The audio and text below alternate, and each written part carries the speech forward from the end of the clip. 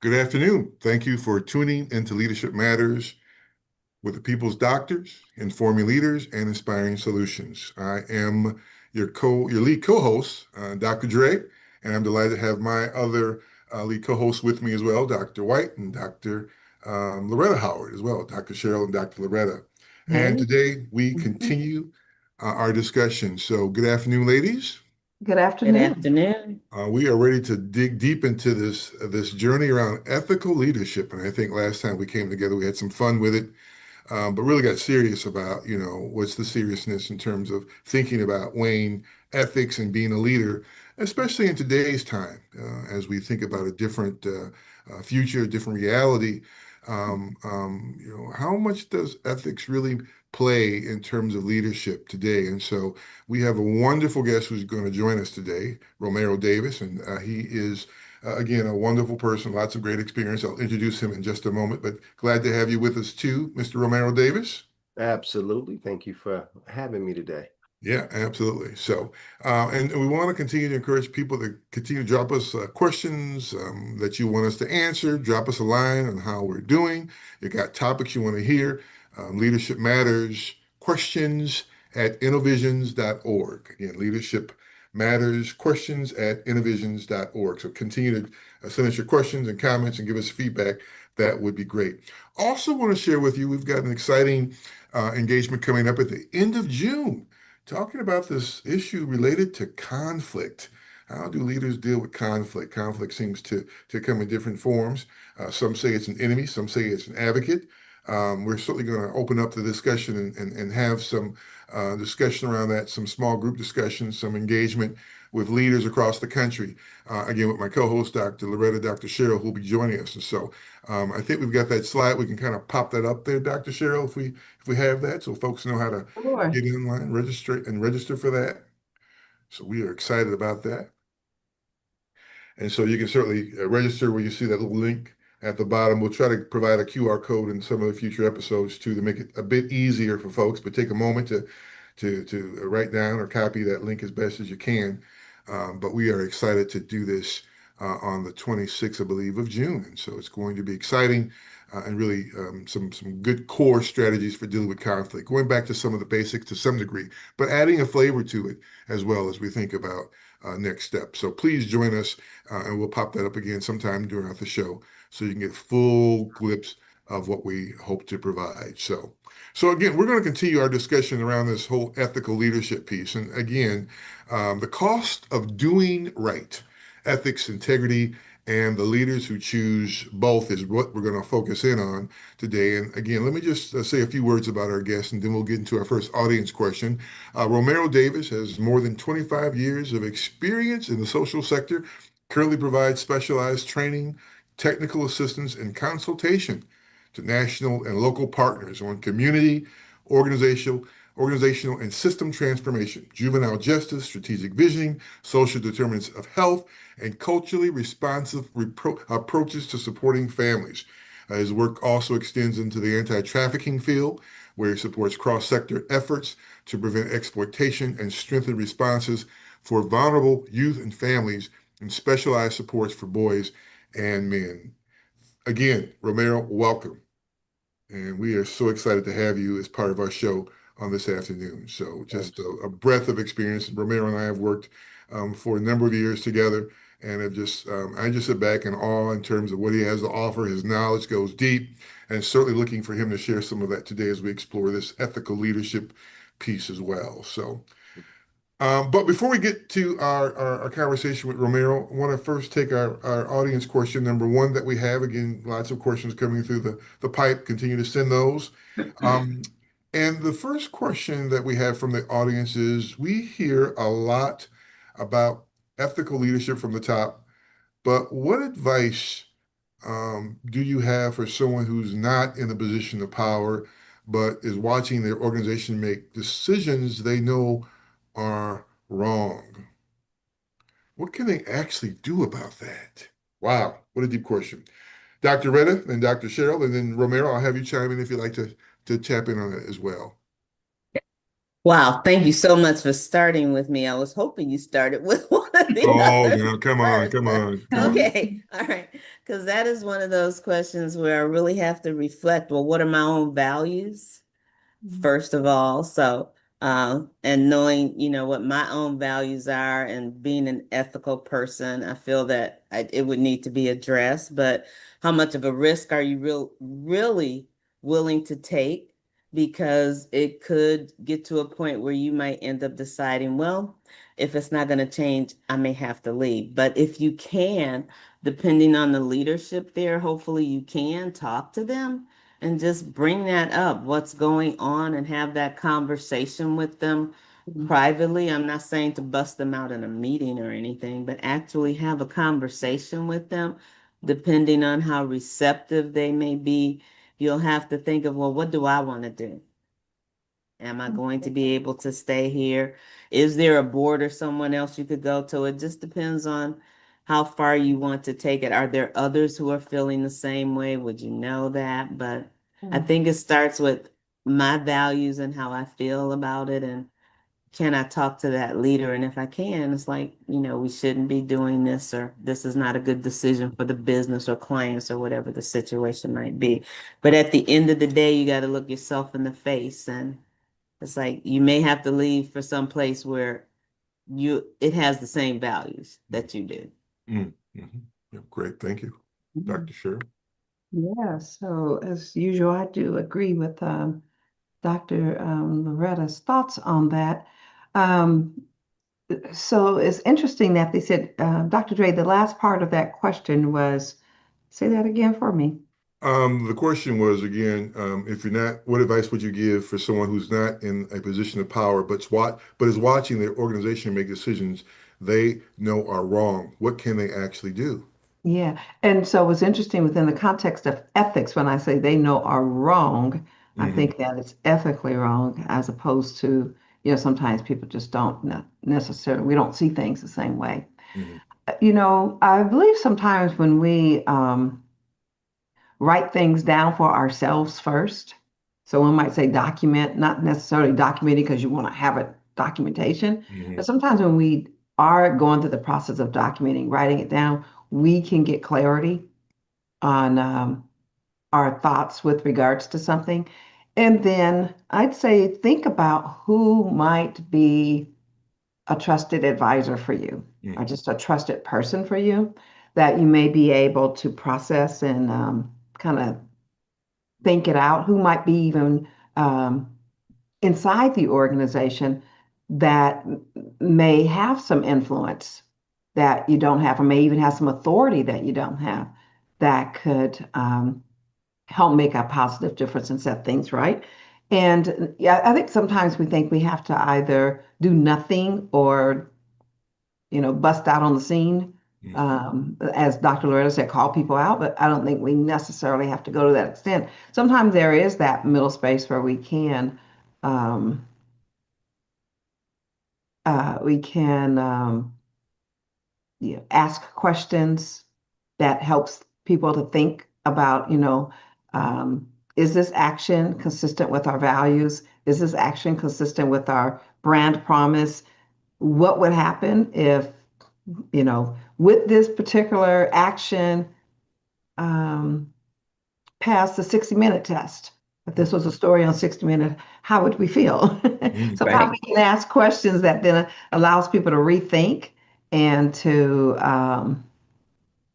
you know, uh, kind of come back to reality and care about the situation. Because sometimes people aren't caring to the deepest level, that they haven't really thought about the potential impact. So I think uh, knowing your own boundaries, but then also supporting others and becoming more aware of that concern in a non-confrontational, but definitely powerful way, Hmm. where it could lead to some influence or authority to make a different decision. And if it is such to where you just feel like you have to separate for your own peace, then I'd say you begin that process of thinking about how you might go about that process. but hopefully it won't come to that. Hopefully you can create an alliance with someone who can Right. have some influence and or that has Mhm. some authority to help make things different within the organization to kind of right the wrong. Okay. All right. Thank you. Mhm. Romero, you want to add anything to that? Yeah, I think it also, depending upon where you are, um, at the stage of your career, of your development, um, you know, um, it is sometimes um, a moral injury that can guide you to the right organization or your own destination and whatever it is. And I know that's tough because people and the thing of peopling, especially within decisions and how things are done, it's hard many times to operate within certain constraints that maybe not be aligned to, like, what Dr. Cheryl and what Dr. Loretta mentioned, but how do you do that in a way that is healthy, if that's the word, safe, uh, but allows, I guess, you to still meet the needs of whatever it is that you're trying to meet, because it's typically a bargain, right? I'm giving you my time. Mhm. There's some bargain to this stuff, Yeah. and okay, so what am I giving up to? And what does that look like? And that is sometimes the contention point that Mhm. maybe allows folks to stay in places and spaces where those types of decisions are made. But I also think it could also, depending upon how we look at it, I think I've learned, I guess, in a way that it was also a lesson. It was something that I could take away other than finance, right? Like something that had some meaning to it. Like I could actually take this principle or Mhm. something that I actually really learned about what I understand about like how leadership affects me. Now I know better, Mhm. Absolutely. Absolutely. So Great. yeah, Yeah. hopefully that Well, makes sense. But yeah. great question. Yeah, Absolutely absolutely. great Yeah, question. audience has the powerful questions they always bring to us, and I can't add anything else to what you all have said. I mean, I think the thing I will say is though that think about the cost as well, right? Right, And count it honestly. Think about the cost, right? Because right, sometimes speaking up will cost you. You're right. gonna lose something, maybe your job. Mm-hmm. Mhm. And so sometimes the question isn't just what's right, it's what are you willing to pay to Mhm. do what's right. Sometimes that price tag is heavy. So if you're Mhm. willing to pay the price, Mhm. absolutely. But I tell you this, folks who have stayed quiet and not turned the other way, that knew something was wrong, don't look back on that silence with pride or with joy or with admiration.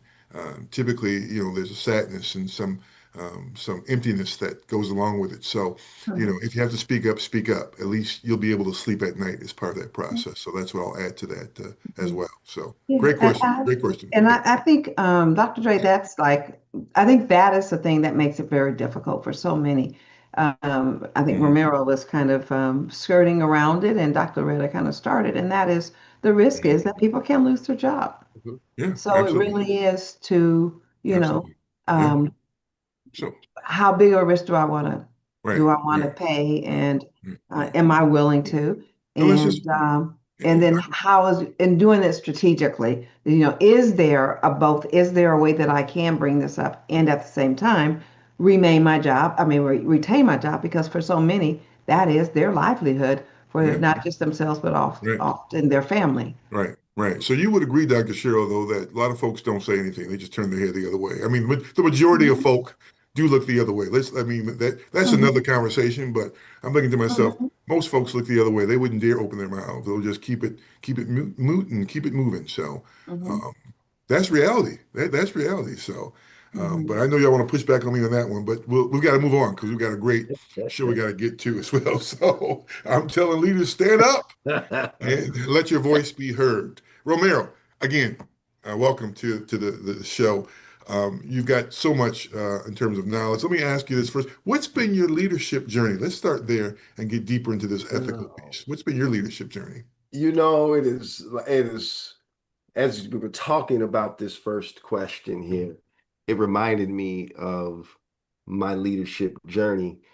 You know, for me, it came in two ways. One, I was raised by a Southern, um, hardworking, middle class family who had dysfunctions, but the hard work was like something that was the pride, right? It was like that thing. If you did that, then you could be equal. Yeah. That is going to make you equal, at least if you do this. And I say that to say because it followed me later on. Mhm. It followed me later on where I thought that leadership, as I started to learn, was brutal. I thought it was not emotional. Mhm. I thought it was something that if you didn't outwork, meaning 75 hours, and like if you didn't do those things, there was no way you could be equal. Right. And if you, especially being a Black male who found myself in offices, then it was, you say a word because you should be glad that you got in there. Mhm. So it was a dynamic of a personal thought frame. Mhm.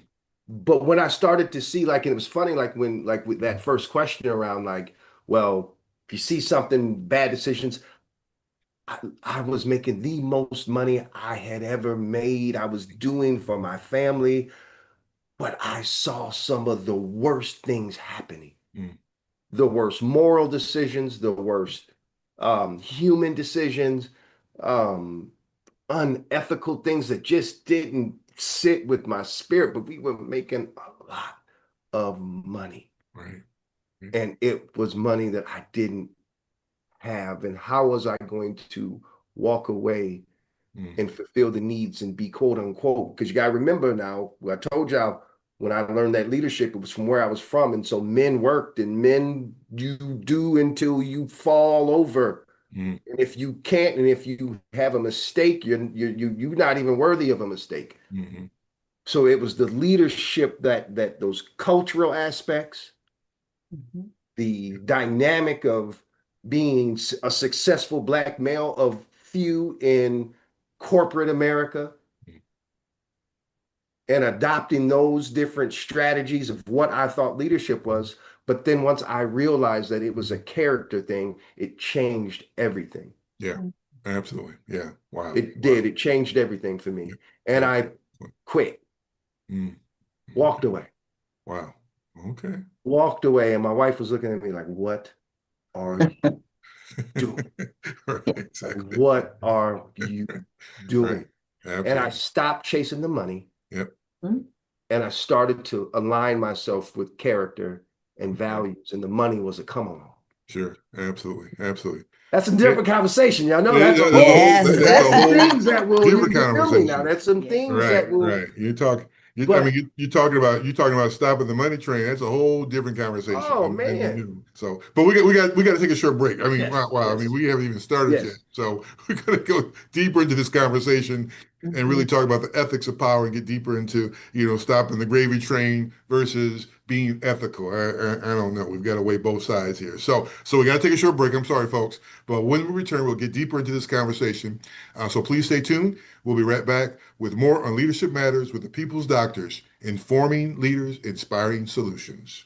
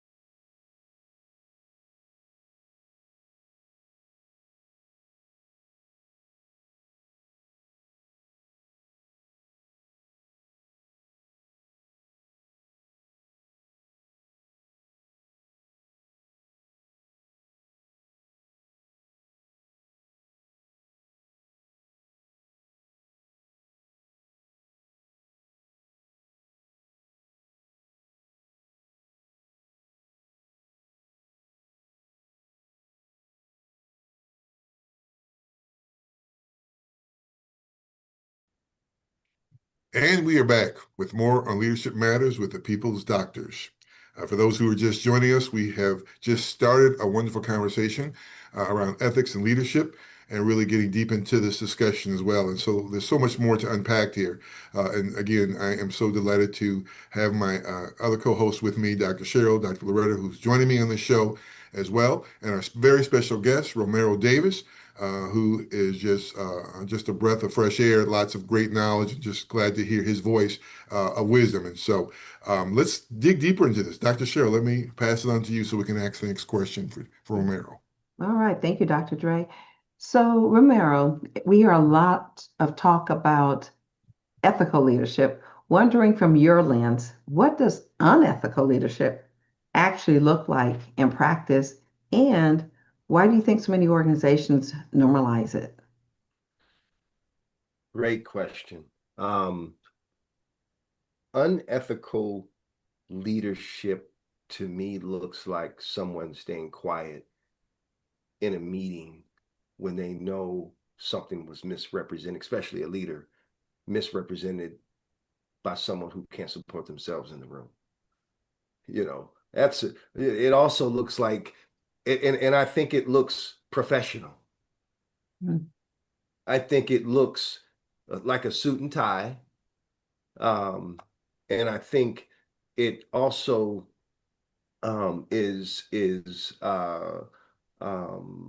normalize it because we have a culture that is really shaped more towards results versus how something is done.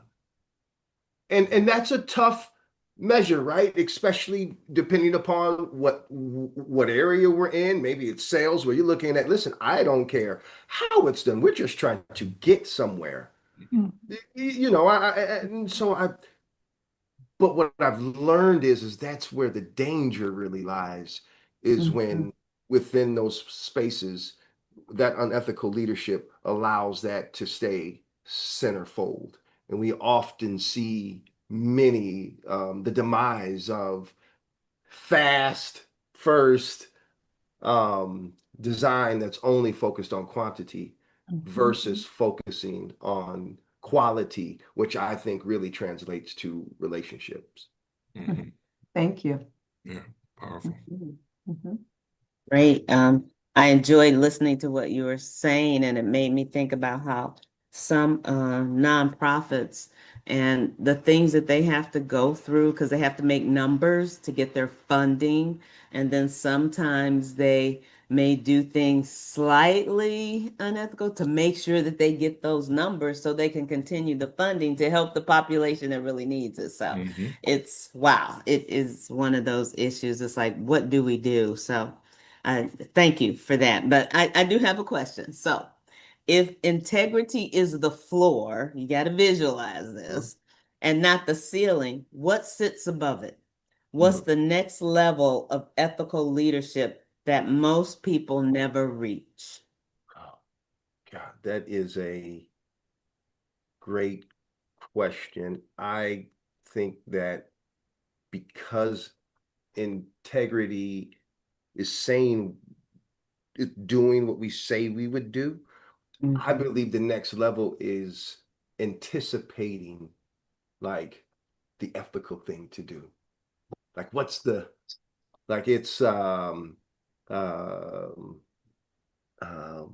it's the moral imagination, the ability. I think the next level is for our future leaders to have the ability to foresee the positive results of making decisions that are morally based. That to me is that next level. And I think of where we need to normalize, and when we start to normalize it based upon our these moral of having the moral imagination and increasing our capacity, right, to see the implications if we do something unethically, we know then that we have more ethical leaders. And to me, that's less reactive It changes us from being less reactive Mhm. to way more proactive Right. because we are building from the best moral Mhm. implication that it possibly could be in any scenario because we have the capacity to think that way. We don't have that right now Mm. in many places and spaces when we Right. look at leaders and leadership. And then we say things like these young folks don't want to work. Mm. These young people don't want to do this, X, Y, and Z. However, they've sat back. See, we don't need to touch the flames to know that it's hot. You know, I don't need to put my Mhm. hands in Mhm. there. Right. I saw it. You know, I'm gonna back up a little bit. Mhm. That to me has become when we're able to bridge that Mm. to make moral decisions where people will want to work, Mhm. to sacrifice, to exchange. Dr. Howard, you said the time, the cost. So I think those things are some things that are really critical Yeah. in how like that next level of ethical leadership. Yeah, definitely. Well, I Can mean, I just interject a little bit? I know please. you want to say something real quick, Yeah. but okay, based on your experience and what you see regularly, Mhm. how can we get that shift in the mindset? Because it's a mindset thing. Mhm. How do we shift that mindset? Or do you have an idea on how we can do that?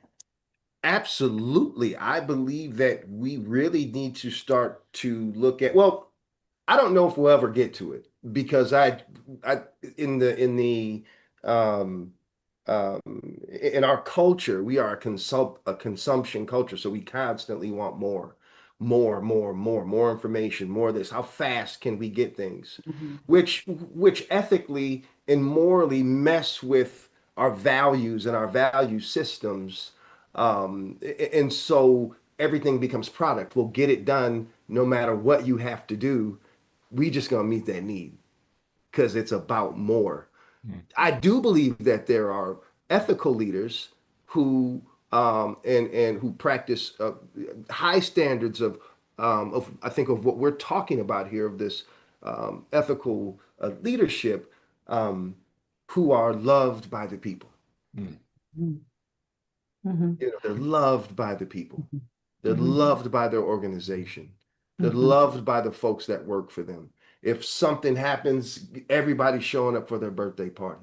Like to Mhm. me, like if you like, you know, you're a good leader depending upon how many people show up to your birthday party or call Right. you on your birthday. Well, Right. whatever it is, like that day Mhm. right there is that day. Like how many people you've impacted Mhm. you know, and I know it may not always be the same, but you know, I think getting to the just it's the relationship side, and I think that there Mhm. is a quantity versus qualitative battle in leadership and how we get results done, and Yeah. we see it in coaching styles. You know, that's leadership. We see it in all types of things, um, but I think it's complicated, but Yeah.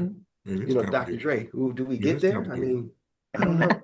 I Dr. Dre, I know I want to have turn this back over to you, but I really Mhm. want to respond to Dr. Loretta's question too. And thank you, Romero, for kind of going into that space. But I think that it is so important now for us to, and I always say these three words, model, support, and reward. How do we get there? We need to get leaders who are modeling ethical behavior, who are supporting it, and who are incentivizing it, and not leaders who are doing just the opposite. Mhm. And so, looking at the values, and because the culture becomes, the practices that hopefully reflect the values. And if the values are not ethical, then obviously your behavior is not going to be ethical. But I just think that it becomes so important in these days for us to look for those pockets where we can see that because we can look at so many levels within society where unethical behavior is being modeled, it is being supported, and unfortunately, it's being incentivized. Yeah. And I mean, and I think I think we gotta, I mean, I think all of us have to just face the reality. And we'll never get there. It ain't gonna happen. I mean, we need to talk about it. That's why, I mean, Dr. Loretta was talking about, being slightly unethical. And so, Romero, if I were to ask you this question around slightly unethical, is it possible to be like this highly effective leader? Highly effective. Wow. I mean, person just smells like charisma. They drive people to do their best and to be their best. They motivate, they encourage, they excite. But they're the most unethical folk that are around. I mean, can you can you be those two things? I mean, highly ethical, but highly effective. I mean, I'm thinking to myself, a lot of folks are running on that train to some degree. What do you think about that, Romero? I mean, and it's okay to be honest. Let your hair down. We're gonna let our hair down now. What do you think about what do you think about that? I think that leader is the most dangerous type of leader because they're so good, so fast that typically, because we're so results driven, Mhm. that they can come in, get the job done, give you results real quick, and before they face any reckoning, they're gone. Mhm. So I think absolutely Mhm. those two things can exist. And I think there's a lot of tension between that, Mhm. and how that it could begin because I think it's real. But again, I think it goes back to a results based style Mhm. of leadership that needs to be done. And I think in those places and spaces, But I but think, it is possible, Romero, for that to yes, exist, right? Highly I think so. unethical, but Yes. powerfully effective as a leader. So, and I Yes. know Dr. Cheryl just wants to jump on this one too as well. I think I just see her chomping at the bit, but I know she's got another question to ask. But I just think that that's the world we live in. So let's ride the train. Let's go along with it. Especially in an AI-driven society where things Yes. don't always appear to be, or Yes. maybe they do appear to be real. But Yes. Dr. Cheryl, let me jump over to your next question for Romero. So Mhm. don't have to respond to that. Okay. I'm going to resist responding and ask this next question. So, Romero, power does indeed have the ability to change people. Sometimes slowly, sometimes suddenly. How might one protect themselves from ethical drift that comes with authority, that comes with being able to be influential? You know, that's a hard one, I think. Y- and many times being centered, having individual accountability Hmm. and kind of knowist of who you are. I think Dr. White, you mentioned even on that first question of maybe even having somebody to talk to, or I think those types of what I've felt in those moments of that exact question was being able to again like know who I am, like really Hmm. understand who I am, but also be able to go talk to some other folks and say, all right, like this is what's happening. How do I express this? What's a safe way to, but I'm going to protect myself. Hmm. I will do that. Um, but I, but I understand the harm that may be able to happen when you address power. Hmm. And sometimes it could be unintentional. Hmm. But I do think that in most cases to approach things, again, as even Dr. Loretta mentioned earlier, in a way that is that we can work through it as adults and have real conversations with real results and real action as we walk away to address that power. Hmm. Um, is a way that it has been a way that I've been able to kind of find myself in that space Hmm. when it's that drift, uh, Hmm. so to say. Hmm. Thank you. Good, good. Okay, Romero, I'm up next. So, what's the difference between influence and manipulation? And have you ever caught yourself on the wrong side of that line? Uh-oh. That's a great, great, great question. Um, I um, I think the difference between influence and manipulation. It's funny you asked about that. If I cross the out, gosh, I think the difference is manipulation removes any ask. It is power related and driven, non-consensual. When I think about manipulation, um, when I think about influence, influence is more of a could be more of in a consensual space that does have power. But I say all that to say that I've caught myself in that moment um, because I understood that like there was times where like not being honest about difficult truths. Um, and so I think that not being honest about difficult truths has allowed me to sit in the space of where I'm saying to myself it's influence, but it was actually manipulation because it really wasn't telling at all, but it was because of power. Mhm.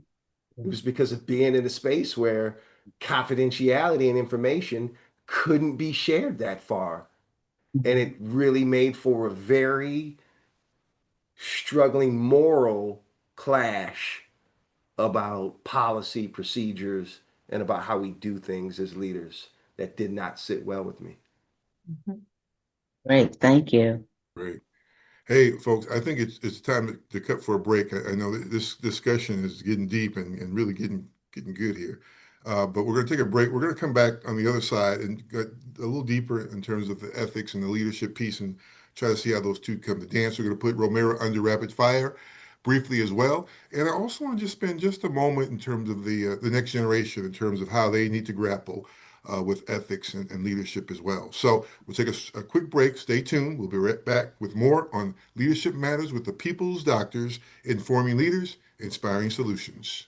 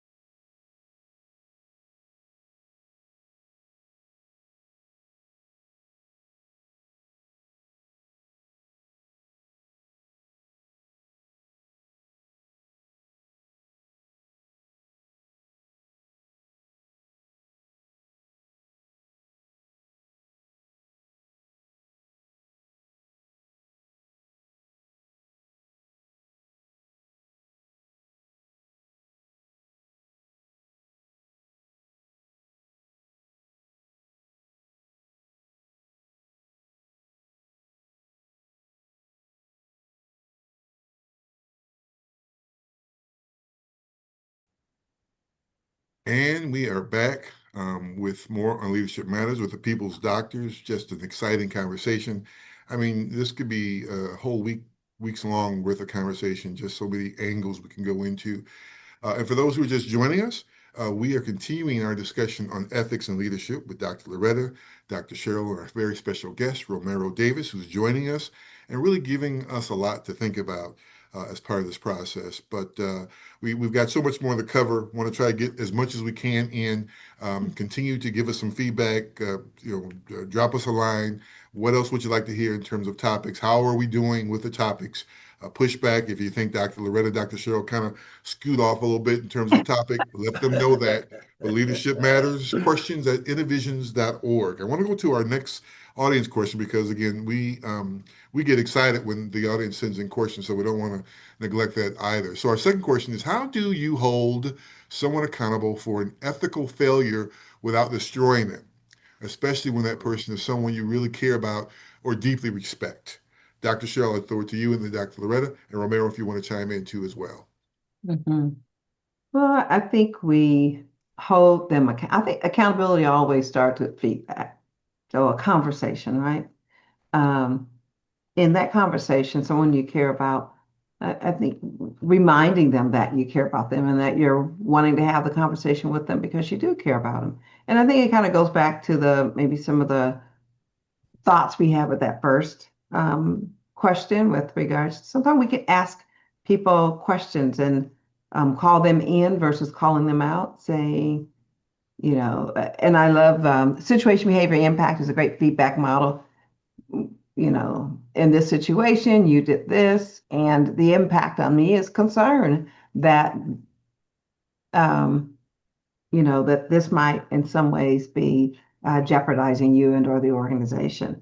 Um, how does this align with, our values, what does this seem to be putting at risk? Sometimes we can just ask questions that then allows the other person to kind of think through their behavior. But I think it starts with us being centered on being able to have that conversation in a caring way, yet in a clear way, calling out the behavior and supporting them and just rethinking how what's at risk and how they might support getting back on track. Great. Thank you. Mhm. Dr. Loretta?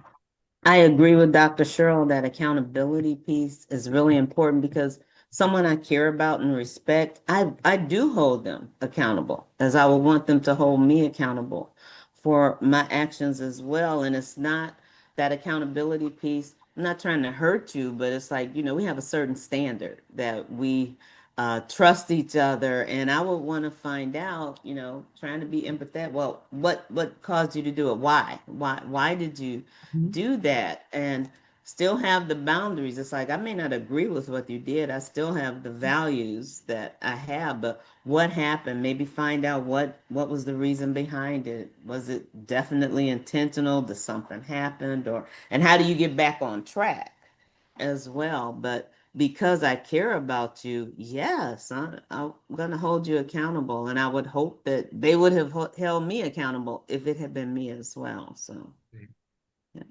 Romero, anything else you want to add to that?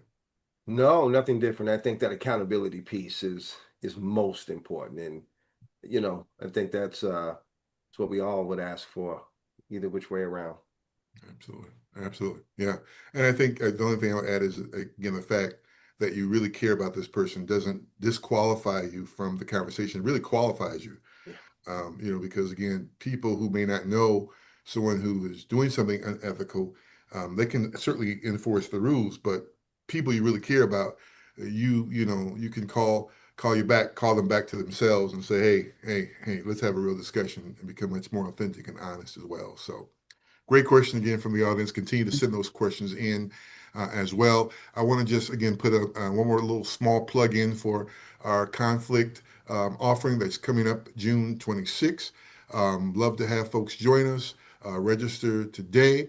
Reserve your spot. It's going to be great conversation, great engagement, small group discussions, walking away with some real strategies, and sort of getting back to the basics in terms of conflict. Everyone thinks they know how to deal with conflict, but it certainly is a bit more complicated than what a lot of folks certainly understand it may be. So leaders, come and join us for this wonderful discussion on June 26th as well. So thank you for that.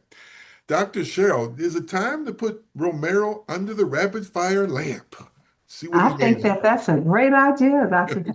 Dre. of. Right. Dr. Romero, are you ready? I think I'm ready. I think I'm trying. Okay. So ethical leadership is impossible without Ooh. Um, Being accountable to the people you lead.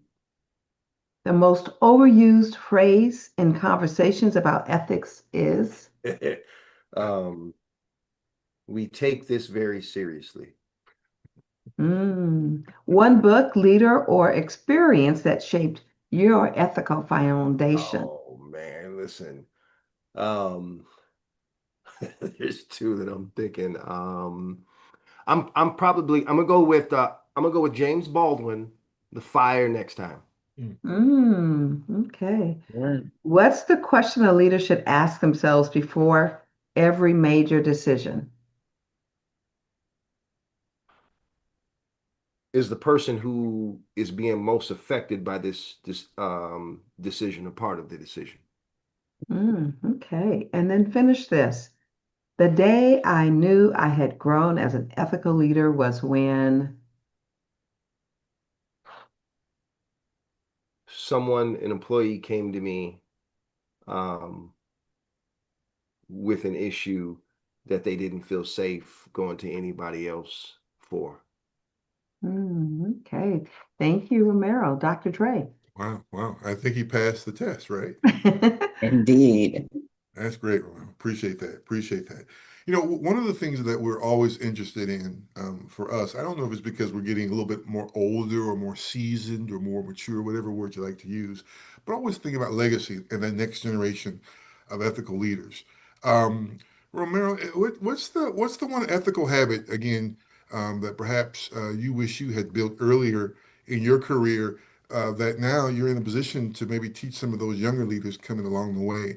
About what would that be? What would it be around? What habit would that look like and feel like for you? I would say, and it's funny, I was thinking about this today actually, is reflection. Mm, You know, to have an honest, brutal reflection about decisions that I've made, about words that I've said, about the intentions that I want, and how I'm doing those things. mhm, Am I being grateful for, maybe I'm looking at a problem and I should be grateful for the problem. Things like that, mhm, help me be reflective. And it keeps me grounded. And I do think that for our younger generation and our younger leaders, the ability to be able to really reflect and really be able to look at themselves in the mirror after decisions, after a day that's rough, be able to kind of move away and regulate themselves for a moment, sometimes put you in a place where you can really see clarity. But and that for me has kept me grounded, and kept me out of my emotions because I can be an emotional person. I know that. So Thank you, I know I Sean. can be emotional. Right.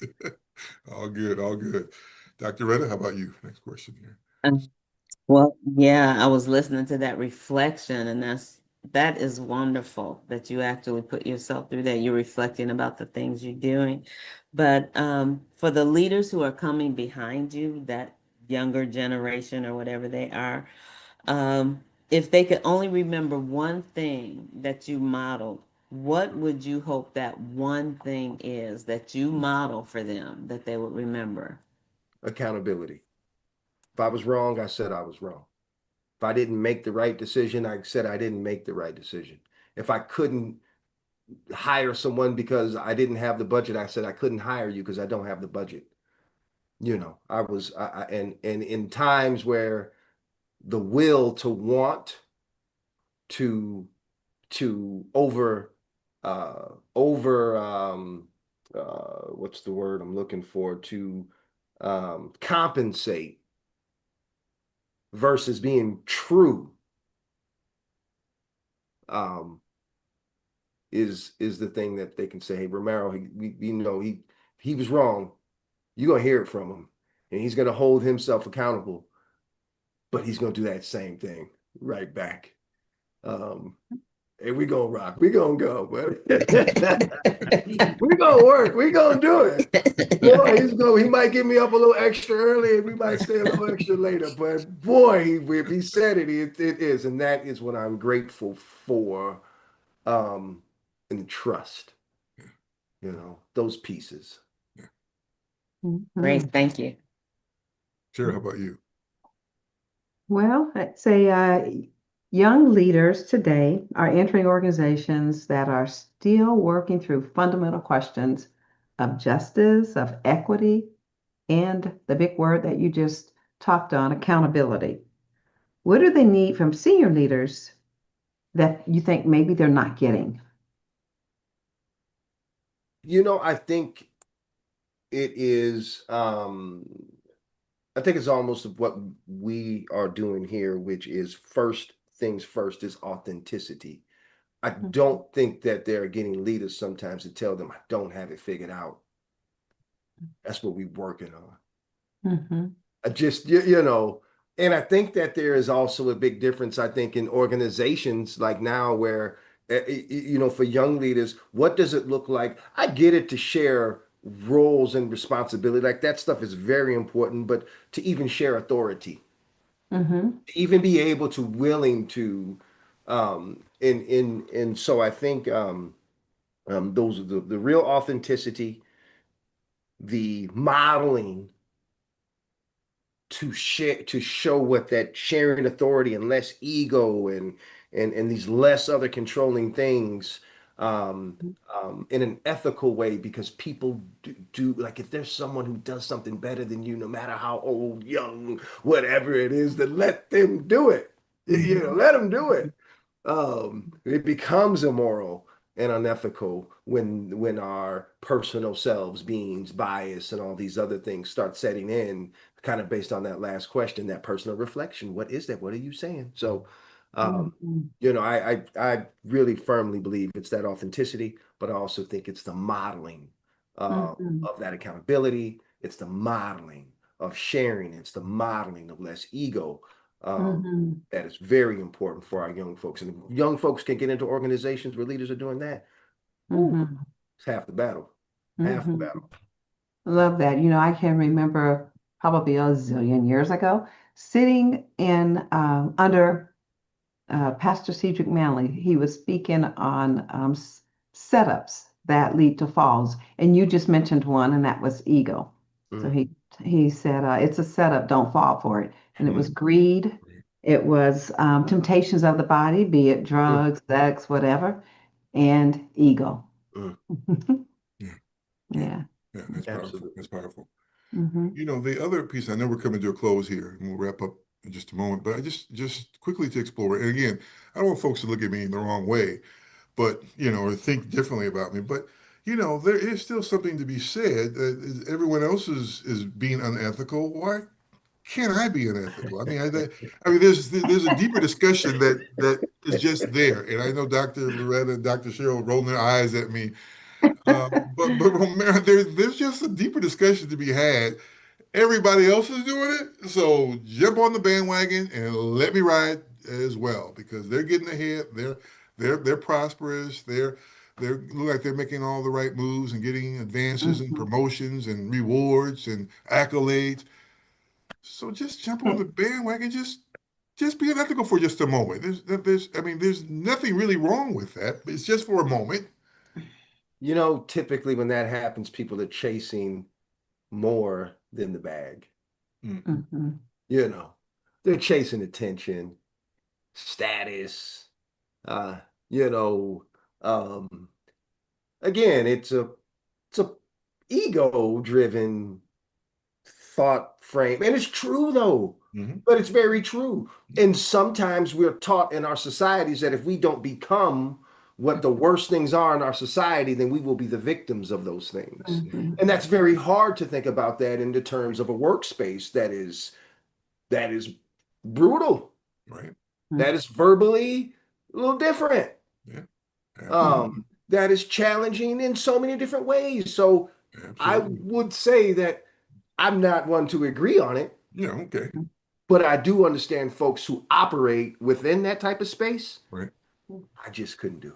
Yeah, I got you. I got to go back to what Dr. Loretta said earlier about boundaries. And I think we can join people in things, but then we also have to have boundaries with regards to what we will or will not do. Shout out to a colleague I have. Her name is Martha. She had something on her desk one day, and it reads, "Me and you is friends. You smile, I smile. You hurt, I hurt. You cry, I cry. You jump off a bridge, I'm gonna miss you." So we gotta have boundaries. I'll join you in some things, but then at some point, okay, you on your own on that one. Thank you for saying that, because I was thinking of that bandwagon fallacy that people have, and it's like, okay, so everybody doing it, you gonna jump off? Exactly. Your mom used to say, "Monkey do what? Monkey see, monkey do." Like, no. Right. Because when one of y'all fall, all of y'all gonna fall pretty hard. Right. Gotta have some boundaries. Yeah. But I Yes. mean, it's worth I mean, even that kind of conversation is still worth having it with other leaders, because you really begin to examine and start to break down and tear apart what really is truth. And so that's really what these discussions have been about, that we're all on the bandwagon of being unethical, certainly not endorsing that. But I think having those kinds of discussions also really creates what is reality and what do we need to do and how should we continue to stay focused in terms of being ethical and true to our values. I think that's really what this comes down to as well. So yeah, wonderful conversation. Great. I know we got to wrap up. Romero, how can folks get in touch with you? I mean, what's going on? I mean, if folks wanted to reach out to you and just grab some more of your knowledge, I mean, is there contact, Absolutely. there's space that they can go? Absolutely. Folks, y'all can reach me at cfjg.net. You'll see there, that's prevention, intervention, speaking opportunities, different things, different partnering, collaboration opportunities across the country. And we could connect that way. You could see some of the intervention programs going on with youth across the country. But would love to connect with folks, and obviously just it is an honor to be in this space with you, Dr. Dre, Dr. Loretta, Dr. Cheryl. It is always an honor to be in the space learning with you now. So I appreciate y'all for allowing me in the space today too. Yeah. Thank you. It's wonderful We having you. appreciate you Great seeing you coming. again. Thank you. We appreciate you. Absolutely. Absolutely. Yes. So I want to just thank everyone again for being with us today. Continue to send in those questions. Again, to drop us a line, tell us how we're doing. Other topics you want to get into. Next month, we change topics. We're going to talk a little bit about conflict next week and get into some of that for the month of June as well. But just want to thank everyone for joining us. Again, Leadership Matters questions at innovisions.org.